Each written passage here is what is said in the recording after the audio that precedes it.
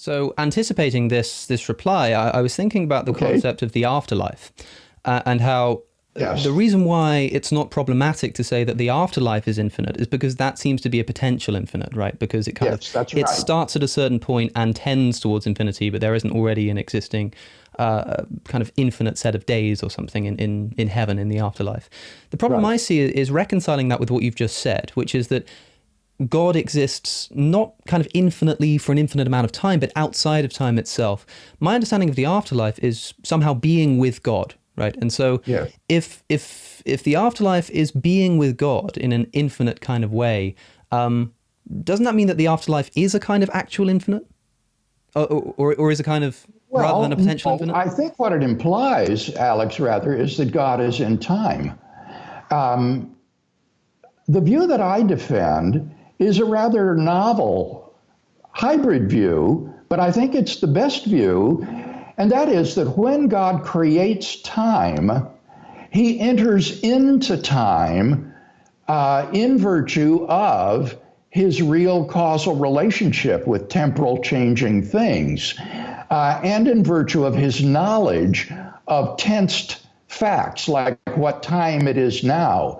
So on the view I defend, God is timeless, sans creation, but in time from creation going forward on into the afterlife. Sure, and it's important that you say sans creation rather than before creation, because that doesn't make much sense. It's like talking about before the Big Bang or something like that. As that would be who was it that said that that's like asking what's north of the North Pole, right? It's just it's a contradictory notion.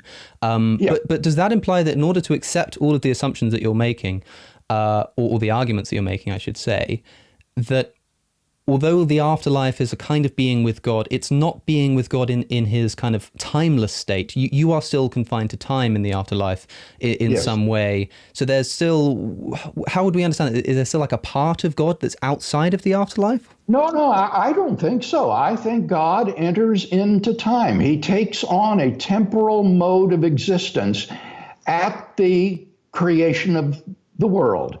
So that when God creates the first moment of time, he enters into time and thereafter has a temporal mode of existence. So I think God exists right now.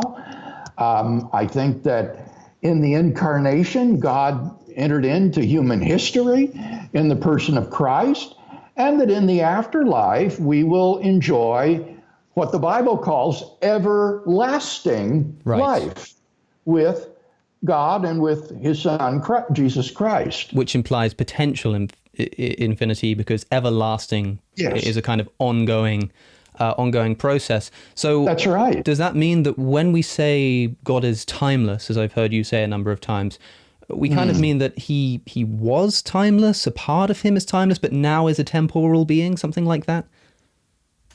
Well, here, it's so easy to be tricked by language. Right. And I think what we have to say is that God is timeless, sans creation, and in time subsequent to creation. And that is a non-contradictory way of stating it.